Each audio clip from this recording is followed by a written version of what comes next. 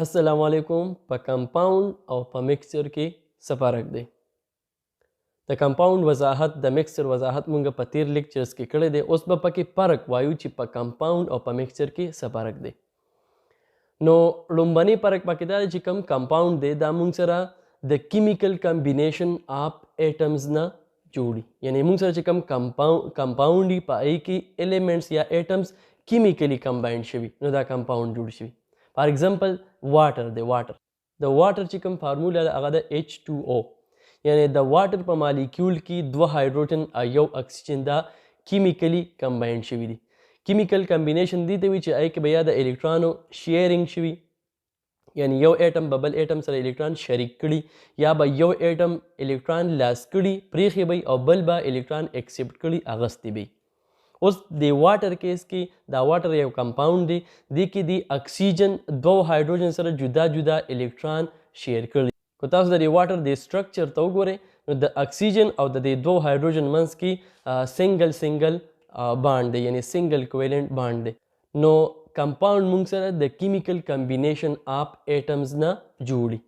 اوس د دې په مقابله کې چې کوم مکسچر دی هغه مونږ سره فزیکل کمبینیشن اف 2 سبسټانسز، چې کله مونږ سره 2 سبسټانسز فزیکلی کمباینډ شي نو دې ته مونږ وایو مکسچر.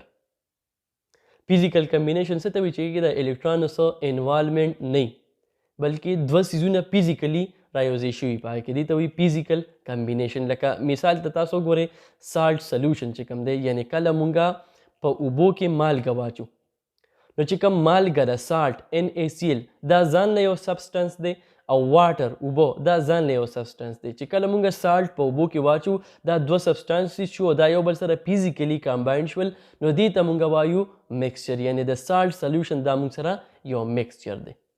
لومبنی فرق په کمپاوند او مکسچر کې دا شو. دویم فرق پکې دا دی چې کله کمپاوند جوړیږي نو د کمپاوند چې کوم کنسټیچوینسي د هغې خپل آیډنټیټي خپل پہچان لاس کی، یعنی خپل پہچان یې ختم شي. لکه تاسو ته ما د اوبو مثال ذکر کو، واټر دا یو کمپاوند دی.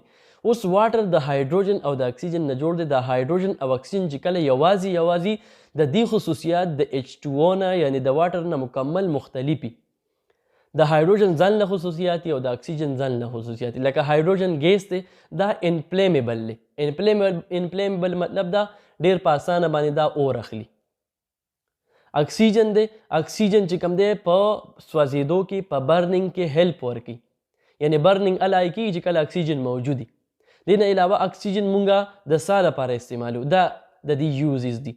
خو که اوس مونږ اوبو ته وګورو نو د واټر چې کوم یعنی چې د هایدروجن اکسیجن نه دا واټر جوړ شوی دی، اوس د دې H2O خصوصیات د دې د کنسټیچوینټس نه مکمل مختلف دي، بدل دي. واټر یو لیکوډ دی او د دې ځان له پراپرټیز دي، د دې ځان له خصوصیات دي. نو کمپاوند کې چې کوم کنسټیچوینټس دي، چې کوم د کنسټیچوینټ نه دا کمپاوند جوړ شوی دی، د کوم څیزونو نه دا کمپاوند جوړ شوی دی، هغې خپل آیډنټیټي خپل پہچان ختم کی او کمپاوند جوړ شي. اوس د دې په مقابله کې چې کوم مکسچر دی، مکسچر چې کوم کنسټیچوینټس دي لکه د سالټ سلوشن مثال تاسو ته ما درکو، دا یې 2 کمپوننټ وو، سالټ او واټر د دغې مکسچر. چې کله مونږ مالګه په اوبو کې واچو نو د دې خپل خصوصیات نه لاس کی، یو مکسچر جوړ شي خو دا چې کوم کمپوننټس دي د دې خصوصیاتو برقرار دي. د سالټ او خصوصیات په اوبو کې ختم نشو، صرف د هغې سره فزیکلی مکس شوه. دویم فرق دا شو. دریم فرق پکې دا دی چې د کمپاوند کم کمپوننټ دي دا مونږ فزیکلی نشو سپریټ کولی، نشو جدا کولی. لکه واټر دی دا مونږ فزیکلی د دې واټر نه هایدروجن اکسیجن په نارمل کنډیشنز باندې نشو جدا کولی. اوس د دې په مقابله کې د مکسچر چې کوم کمپوننټس دي هغه مونږ ښه په اسانه باندې جدا کولی شو د یو بل نه. لکه سالټ تاسو ته ما ووایي که نه سالټ سلوشن یو مکسچر دی، اوس دا سالټ او اوبو دا مونږ ښه په اسانه باندې د یو بل نه جدا کولی شو. څنګه به جدا کوو؟ دا سالټ سلوشن له به مونږ هیټ ورکو، حرارت به ورکو، اور به ورته بل کو. نو چې هغې ته اور بلیږي هغه به هیټ ابزارب کړي، حرارت به ابزارب کړي، او د سالټ او واټر کې د واټر بوایلینګ پوینټ چې کوم دی د سالټ نه لو دی، یعنی هغه زر بوایل کېږي. نو دا چې هیټ مونږ ته هغې ته ورکو نو دا اوبه به چې کوم دی د بوایلینګ پوینټ ته ورسي نو دا به بوایل شي، ویپرز ته به کنورټ شي، بخاراتو ته بدل شي، نو دا به د دې مالګې نه جدا شي، وابلیږي او سالټ به په هغه کنټینر کې پاتې شي. نو فزیکلی مونږ یو مکسچر په اسانه باندې سپریټ کړو. څلورم فرق پکې دا دی چې د کمپاوند چې کوم کمپوننټ دي د هغې موږ سره د هغې چې کوم ماس ریشو ده یا اټامیک ریشو ده هغه پکس وي. لکه واټر کمپاوند دی، په واټر کې د هایدروجن او د اکسیجن یو پکس ریشو ده. لکه هایدروجن پکې 2 دي او اکسیجن پکې یو دی H2O. دا یې اټامیک ریشو ده. که د دې ماس ته موږ وګورو د یو هایدروجن ماس دی 1 AMU، نو د 2 AMU شو، او د یو اکسیجن چې کوم ماس دی هغه دی 16 AMU. اوس د دې ریشو شوه 2:16 ماس ریشو. نو دا پکس ده.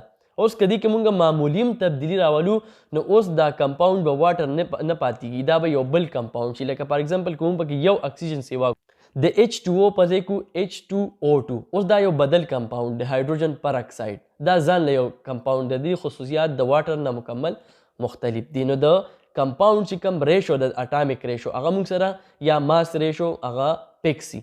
اوس د دې په مقابله کې چې کوم میکسچر دی په هغې کې چې کوم کمپوننټس دي د هغې چې کوم کمپوننټ ریشو د هغه پکس نه.